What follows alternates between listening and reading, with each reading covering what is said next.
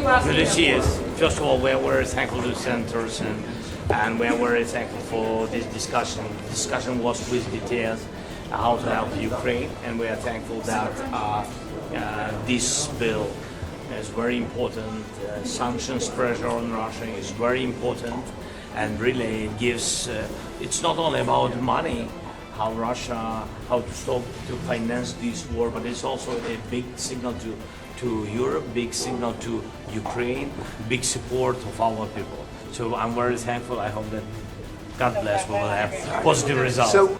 अभी आपने राष्ट्रपति जेलेंस्की को सुना। उन्होंने इसे नैतिक संकेत कहा, उन्होंने इसे शांति का कदम कहा। लेकिन क्या आप जानते हैं कि जेलेंस्की जिस बिल पर खुशी जता रहे हैं वो भारत के लिए एक बड़ा आर्थिक खतरा बन सकता है। दरअसल अमेरिकी सीनेट ने 86-12 के भारी बहुमत से जिस रूस सेक्शन बिल को मंजूरी दी, उसमें एक ऐसा क्लॉज यानी धारा है जो भारत पर 100% टैरिफ लगाने का रास्ता साफ कर देता है। आज भारत तक पर हम इस पूरे मामले की परतें खोलेंगे। हम समझेंगे कि कैसे एक दिवंगत सीनेटर की आखिरी वसीयत ने भारत और अमेरिका के रिश्तों के बीच एक नई दीवार खड़ी कर दी है। दरअसल वॉशिंगटन के कैपिटल हिल में जब वोटिंग हो रही थी तो माहौल काफी भावुक और तनावपूर्ण था। यह बिल सीनेटर लिंडसे ग्राहम का ड्रीम प्रोजेक्ट था। लिंडसे ग्राहम जो यूक्रेन के सबसे मुखर समर्थकों में से एक थे। अब विडंबना देखिए, जिस दिन ग्राहम का अंतिम संस्कार हो रहा था, ठीक उसी दिन सीनेट ने उनके द्वारा तैयार किए गए इस बिल को पास कर दिया। रिचर्ड जो ग्राहम के साथ इस बिल पर काम कर रहे थे, उन्होंने बताया कि मरने से ठीक एक दिन पहले ग्राहम ने इस डील को बिग इफिंग डील कहा था। जेलेंस्की भी एक्स पर पोस्ट कर इसे ग्राहम की विरासत को बता रहे हैं। अब जेलेंस्की के लिए जीत बड़ी है क्योंकि उन्हें उम्मीद है कि इससे रूस को फंड मिलना बंद हो जाएगा। First of all, we are very thankful to senators and we are very thankful for this discussion. The discussion was with details how to help Ukraine, and we are thankful that this bill is very important. Sanctions pressure on Russia is very important, and really it gives. It's not only about money, how to stop to finance this war, but it's also a big signal to Europe, big signal to Ukraine, big support of our people. So I'm very thankful. I hope that God bless, we will have positive results. So one more question. How was your visit overall? Have you achieved the goal? Will Ukraine receive more missiles? What was the conversation with Donald Trump? We speak about Patriot missiles. Really, it's true. Now we spoke with the senators about it. So that Ukraine really can produce everything, which can destroy everything from Iranian Shaheeds to Russian drones and etc. We have drone interceptors, modern systems of electronic warfare. Real problem is anti-ballistic systems and anti-ballistic missiles. And of course I shared what we need, our needs. I shared it with the president.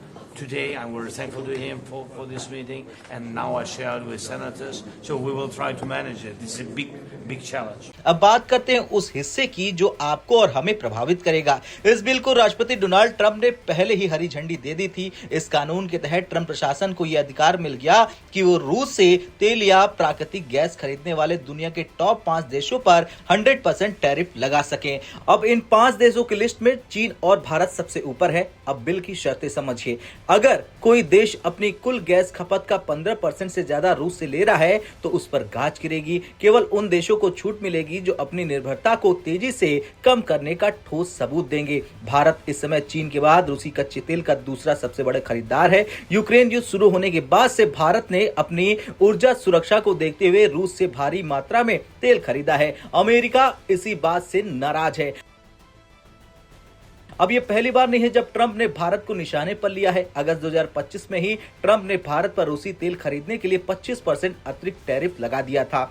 उनका आरोप था कि Bharat Putin के युद्ध को finance कर रहे हैं। उस समय भारत पर कुल टैरिफ 50% तक पहुंच गया था, लेकिन अब यह बिल इस टैरिफ को 100% तक ले जाने की ताकत देता है। इसका मतलब क्या है? इसका मतलब है कि अगर भारत का कोई सामान अमेरिका जाता है तो उसकी कीमत दोगुनी हो जाएगी। इससे भारत का एक्सपोर्ट यानी कि निर्यात पूरी तरह ठप हो सकता है। अब जेलेंस्की इस बिल को मोरल सिग्नल कह रहे हैं। उनका तर्क है कि रूस को आर्थिक रूप से अलग थलग करना ही युद्ध रोकने का एकमात्र तरीका है। लेकिन यहाँ एक बड़ा सवाल उठता है कि क्या एक देश की शांति दूसरे देश की अर्थव्यवस्था को तबाह करके आनी चाहिए? अब यहाँ पर एक और एंगल है। भारत और अमेरिका के बीच एक बड़े ट्रेड एग्रीमेंट यानी व्यापार समझौते पर बातचीत चल रही है। भारत चाहता है कि टैरिफ को घटा दिया जाए, लेकिन जेलेंस्की की इसी खुशी और अमेरिका के इस कड़े रुख ने भारत को कूटनीतिक रूप से एक कठिन मोड़ पर खड़ा कर दिया है। एक तरफ अमेरिका हमारा रणनीतिक साझेदार है और दूसरी तरफ रूस हमारा पुराना और भरोसेमंद दोस्त जिससे हम सस्ता ईंधन लेते हैं। अब भारत के पास क्या विकल्प है? देखिए, भारत के विदेश मंत्रालय और वाणिज्य मंत्रालय के लिए यह समय बहुत चुनौतीपूर्ण है।